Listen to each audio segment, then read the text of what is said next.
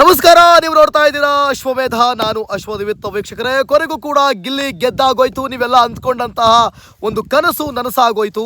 ಪ್ರತಿಯೊಂದು ಕೂಡ ಇಲ್ಲಿ ಎಲ್ಲವೂ ಕೂಡ ಅಂದರೆ ಯಾವ ರೀತಿಯಾಗಿ ಕ್ರೇಜನ್ನು ತೋರಿಸಿದ್ರಿ, ಗಿಲ್ಲಿಯ ಅಚ್ಚೆ ಹಾಕ್ಸ್ಕೊಂಡಿದ್ರಿ, ತುಂಬ ಜನ ಗಿಲ್ಲಿ ಕಾವ್ಯ ಅಂತ ಹಾಕ್ಸ್ಕೊಂಡಿದ್ರಿ, ಗಿಲ್ಲಿ ಅಂತ ಹಾಕ್ಸ್ಕೊಂಡಿದ್ರಿ, ಪಳಾರ್ ಗಿಲ್ಲಿ ಅಂತ ಹಾಕ್ಸ್ಕೊಂಡಿದ್ರಿ, ಎಷ್ಟೋ ಅಭಿಮಾನವನ್ನು ತೋರಿದ್ರಿ.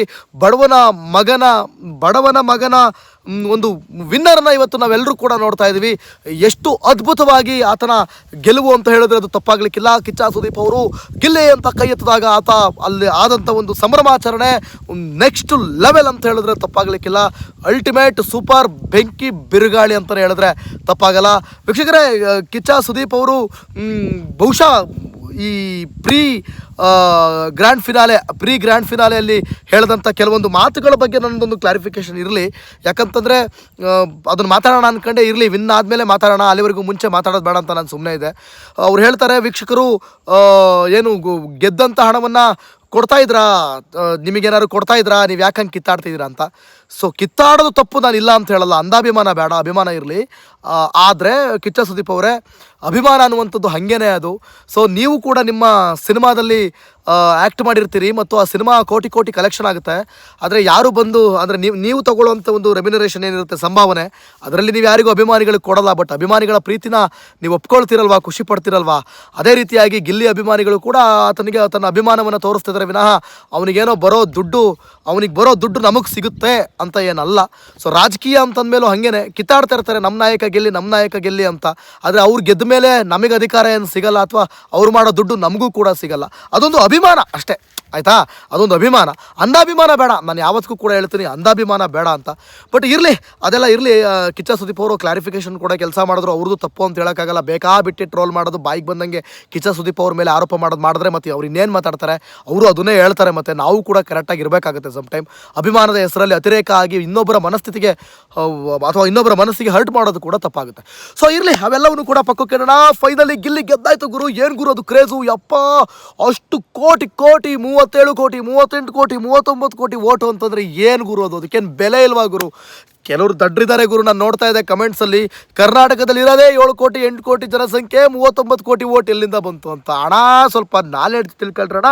ಬಿಗ್ ಬಾಸ್ ನೋಡಲ್ಲ ಅಥವಾ ಬಿಗ್ ಬಾಸ್ ಬಗ್ಗೆ ಗೊತ್ತಿಲ್ಲ ಅಂತಂದರೆ ಕಮೆಂಟ್ ಹಾಕಕ್ಕೆ ಹೋಗ್ಬೇಡ್ರಣ.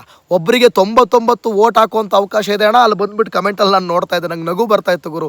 ಏನು ಇಷ್ಟೊಂದು ಸಿಲ್ಲಿ ಪರ್ಸನ್ಸ್ ಇದ್ದಾರೆ ಈ ಸಮಾಜದಲ್ಲಿ ಅಂದರೆ ವಿಚಾರಣೆ ಗೊತ್ತಿಲ್ಲ ಬಂದು ಕಮೆಂಟ್ ಹಾಕ್ತಾರೆ. ಯಾವತ್ತೂ ಅಷ್ಟೇ ವಿಚಾರಗಳನ್ನ ತಿಳ್ಕೊಂಡು ನಾವು ಮುಂದೆ ಬಂದು ಮಾತಾಡಬೇಕು. ವಿಚಾರಗಳನ್ನು ತಿಳ್ಕೊಳ್ಳದೆ ಬಂದು ಕಮೆಂಟ್ ಹಾಕ್ತಾ ಇರ್ತಾರೆ. ಸೊ ಅವು ಇರಲಿ, ಪರವಾಗಿಲ್ಲ. ಆದರೆ ಏನಾರು ಆಗಲಿ ಗುರು, ಎಲ್ಲರೂ ಅಂದುಕೊಂಡಂತೆ ಒಬ್ಬ ಟ್ರೂ ಎಂಟರ್ಟೈನರ್ ಅಂತ ಹೇಳಿದ್ರೆ ತಪ್ಪಾಗಲಿಕ್ಕಿಲ್ಲ. ಮನೋರಂಜನೆಯನ್ನು ತುಂಬ ಚೆನ್ನಾಗಿ ಕೊಟ್ಟಿದ್ದಾರೆ. ಕೆಲವರು ಹೇಳ್ತಾ ಇರ್ತಾರೆ, ಅಶ್ವಿನಿ ಅವರು ಹೇಳ್ತಾ ಇದ್ರು, ಪ್ರೀ ಗ್ರ್ಯಾಂಡ್ ಫಿನಾಲೆಯಲ್ಲಿ ಯಾರನ್ನು ಹೊರಗಿಡ್ತೀರಾ ಅಂದಾಗ ಗಿಲ್ಲಿನ ಹೊರಗಿಡ್ತೀನಿ ಅಂತ ಅವರು ಹೊರಗಿಟ್ಟರು.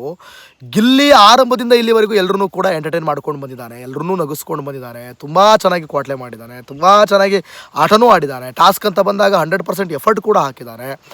ಮಾತು ಕೊಟ್ಟಂಗೆ ಕಾವ್ಯನು ಕೂಡ ಫೈನಲ್ ಗಂಟ ಕರ್ಕೊಂಡು ಬಂದಿದ್ದಾರೆ ಗುರು. Finally Gilli is the winner. ನಿಮಗೆಲ್ಲರಿಗೂ ಕೂಡ ಏನು ಅನ್ನಿಸ್ತಾ ಇದೆ, ಎಷ್ಟು ಖುಷಿ ಆಗ್ತಾ ಇದೆ? ಅವರ ತಂದೆ ತಾಯಿ ಖುಷಿ ಪಡೋದು ಮತ್ತು ಆ ಮೆರವಣಿಗೆ ಮಾಡೋದು, ಇದೆಲ್ಲ ತುಂಬ ಮಜವಾಗಿರುತ್ತೆ. ಯಾಕಂತಂದರೆ ಈ ಒಂದು ಕ್ರೇಜ್, ಈ ಪರಿಯಾದಂಥ ಒಂದು ಕ್ರೇಜನ್ನು ನಾನು ಎಲ್ಲೂ ಕೂಡ ನೋಡಲೇ ಇಲ್ಲ ಗುರು. ಏನು ಗುರು ಅದು ಈ ಪರಿಯಾದಂಥ ಕ್ರೇಜು? ಓಟ್ ಬೀಳಬೇಕು ಗುರು, ಅದು ಈ ಪರಿಯಾದಂಥ ಓಟು. ಲಾಸ್ಟ್ ಟೈಮು ಹನುಮಂತಕ್ಕೆ ಬಿದ್ದಿದ್ದು 5 ಕೋಟಿ ಮತ. 5 ಕೋಟಿಯಲ್ಲಿ 37 ಕೋಟಿಯಲ್ಲಿ ಗುರು 50 ಕೋಟಿ ದಾಟಿದೆಯಂತೆ ಟೋಟಲ್ ಮತದಾನದ ಸಂಖ್ಯೆ. ಅಲ್ಲಿಗೆ ಅರ್ಥ ಮಾಡ್ಕೊಳ್ಳಿ ಸ್ವಲ್ಪ. ನಮ್ಮ ಜನ ಆಯಿತು, ಬಿಗ್ ಬಾಸ್ನಲ್ಲಿ ಎಂಟರ್ಟೈನ್ ಮಾಡಿದ್ದಾಯಿತು, ಬಿಗ್ ಬಾಸನ್ನು ನೋಡಿದ್ದಾಯಿತು, ಗಿಲ್ಲಿ ಗೆದ್ದಾಯಿತು. ಸೊ ಈಗ ನೀವೇನು ಮಾಡಬೇಕು?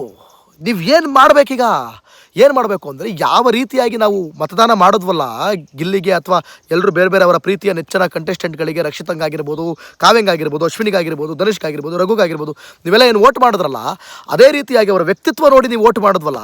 ಈ ರಾಜಕಾರಣದಲ್ಲೂ ಹಾಗೆ ವ್ಯಕ್ತಿತ್ವ ನೋಡಿ ದುಡ್ಡು ಕೊಡ್ತಾರೆ ಅಂತ ವೋಟ್ ಹಾಕ್ಬೇಡಿ, ಏನು ಮಾಡಬೇಡಿ. ನಿಮ್ಮ ಇಷ್ಟಪಡೋದು ನಿಮಗೆ ವ್ಯಕ್ತಿತ್ವ ಸರಿ ಅನಿಸುವ ಒಬ್ಬ ಅಭ್ಯರ್ಥಿಯನ್ನು ನೀವು ಗೆಲ್ಲಿಸ್ಕೊಳ್ರಿ. ನಿಮ್ಮ ಕ್ಷೇತ್ರದಲ್ಲಿ ನಿಮ್ಮ ಕ್ಷೇತ್ರನೇ ಉದ್ಧಾರ ಆಗೋಗ್ಬಿಡುತ್ತೆ.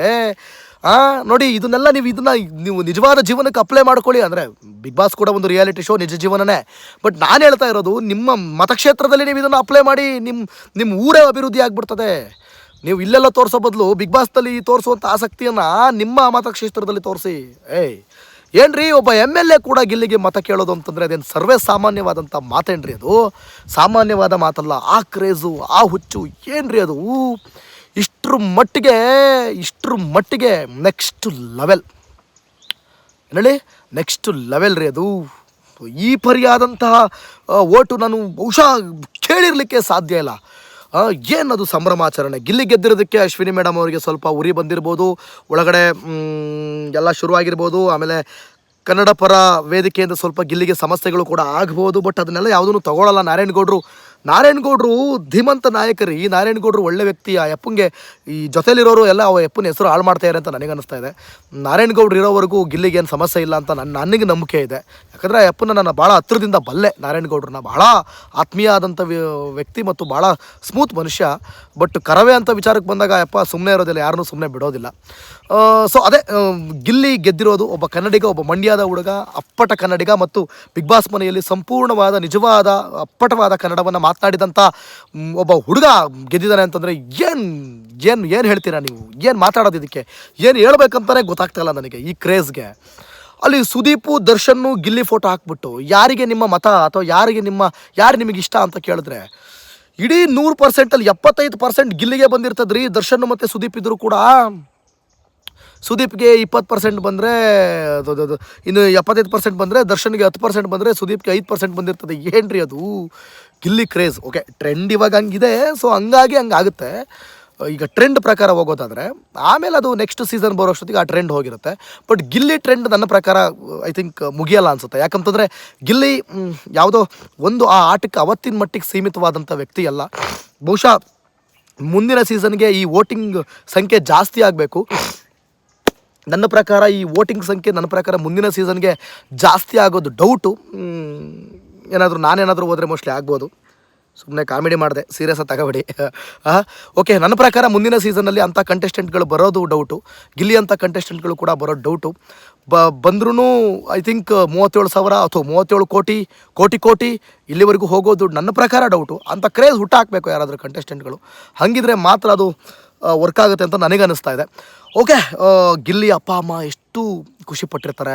ಅವರಪ್ಪ ಗಿಲ್ಲಿಗೆ ಅವ್ನು ಏನು ಮಾಡಲ್ಲ, ಏನು ಉದ್ಧಾರ ಆಗಲ್ಲ ಅಂತ ಬೈತಿದ್ರಂತ. ಇವತ್ತು ಇಡೀ ಇಂಡಿಯಾನೇ ತಿರುಗಿ ನೋಡೋ ರೀತಿಯಲ್ಲಿ ಮಾಡ್ಕೊಂಡಿದ್ದಾನೆ. ಯಾಕಂದರೆ ಬಿಗ್ ಬಾಸ್ ಅನ್ನುವಂಥದ್ದು ನ್ಯಾಷನಲ್ ಪ್ರೋಗ್ರಾಮ್. ಅದು ಅಂದರೆ ಅಷ್ಟು ದೊಡ್ಡ ಪ್ರೋಗ್ರಾಮ್. ಅದೇನು ಸರ್ವೇ ಸಾಮಾನ್ಯವಾದಂಥ ಪ್ರೋಗ್ರಾಮ್ ಅಂತೂ ಅಲ್ಲ. So finally the Gilli is winner. ಏನು ಹೇಳ್ತೀರಾ? ನಿಮಗೇನು ಅನ್ನಿಸ್ತಾ ಇದೆ? ನಿಮ್ಗೆ ಎಷ್ಟು ಖುಷಿ ಇದೆ ಇದ್ರ ಬಗ್ಗೆ? ನೀವೆಲ್ಲರೂ ಕೂಡ ಕಮೆಂಟ್ ಮಾಡ್ಬೋದು. ಸೊ ಎಲ್ರಿಗೂ ಗಿಲ್ಲಿ ವಿನ್ ಆಗಿರೋದು ಇಷ್ಟ ಆಗಿದೆ ಅಂತಂದರೆ ಪ್ರತಿಯೊಬ್ಬರು ಕೂಡ ಗಿಲ್ಲಿ ವಿನ್ನರ್ ಅಂತ ಕಮೆಂಟ್ ಮಾಡಿ. ನೆಕ್ಸ್ಟ್ ಸೀಸನ್ಗೆ ಯಾರೆಲ್ಲ ಕಂಟೆಸ್ಟೆಂಟ್ ಹೋದರೆ ಚೆನ್ನಾಗಿರುತ್ತೆ ಅಂತ ಅದನ್ನು ಕೂಡ ಕಮೆಂಟ್ ಮಾಡಿ. ಈ ಥರ ಒಂದು ಹೈಪ್ ಕ್ರಿಯೇಟ್ ಮಾಡಬೇಕು ಅಂದರೆ ಯಾವ ಕಂಟೆಸ್ಟೆಂಟ್ ಹೋದರೆ ಚೆನ್ನಾಗಿರುತ್ತೆ ಅಂಥೇಳಿ ಅದೊಂದು ಕೂಡ ಒಂದು ಕಮೆಂಟ್ ಮಾಡಿ, ನನಗೆ ಗೊತ್ತಾಗಬೇಕು. ನೋಡೋಣ ಮುಂದಿನ ಸೀಸನ್ಗೆ ಯಾರನ್ನ ಕಳಿಸೋದಕ್ಕೆ, ಈ ಒಂದು ಕ್ರೇಜ್, ಈ ಪರಿಯಾದಂಥ ಒಂದು ಕ್ರೇಜ್ ಹುಟ್ಟಾಕ್ಸೋದಕ್ಕೆ ಯಾರು ಹೋದರೆ ಸರಿಯಾಗುತ್ತೆ. ಈ ಒಂದು ವಿನ್ನಿಂಗ್ ಮೂಮೆಂಟ್ ಯಾರಿಗೆಲ್ಲ ಇಷ್ಟ ಆಯಿತು ಮತ್ತು ಈ ಗಿಲ್ಲಿ ವಿನ್ ಆಗಿದ್ದು ಯಾರಿಗೆಲ್ಲ ಕಷ್ಟ ಆಯಿತು, ಯಾಕೆ, ಅದನ್ನು ಕೂಡ ಸೂಕ್ತ ಕಾರಣದೊಂದಿಗೆ ಕಮೆಂಟ್ ಬಾಕ್ಸ್ನಲ್ಲಿ ತಿಳಿಸಿ ಅಂತ ನಾನು ಈ ಮುಖಾಂತರ ಕೇಳ್ಕೊಳ್ತಾ ಇದ್ದೀನಿ. ಸೊ ಫೈನಲಿ ಎಲ್ರಿಗೂ ಕೂಡ ಖುಷಿಯಾಗಿದೆ ಅಂತ ನಾನು ಅಂದ್ಕೋತೀನಿ. ಸೊ ಇನ್ನೂ ಯಾರು ಕೂಡ ಇದೇ ಖುಷಿಯಲ್ಲಿ ಸಬ್ಸ್ಕ್ರೈಬ್ ಮಾಡಿಲ್ಲ ಅಂತಂದರೆ ಈ ಕೂಡಲೇ ಸಬ್ಸ್ಕ್ರೈಬ್ ಮಾಡ್ಕೊಳ್ರಪ್ಪ. ಇದೇ ಖುಷಿಗೆ ಒಂದು ಸಬ್ಸ್ಕ್ರೈಬ್ ಒತ್ಬಿಡ್ರಪ್ಪ ಅತ್ಲಾಗಿ. Thank you.